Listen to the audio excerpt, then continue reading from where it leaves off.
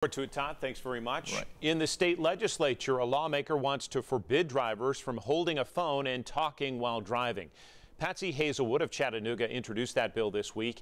Hands-free devices would still be okay under the new law. Representative Hazelwood says she modeled it after Georgia's hands-free law.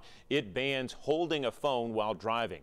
Tennessee Highway Patrol says people can be safe if they leave their phones alone and focus on driving.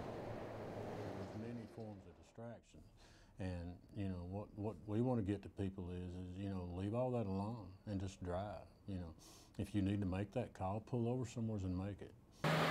Right now in Tennessee, drivers are allowed to hold their phones if they're over the age of 18. Adults cannot do so in an active school zone.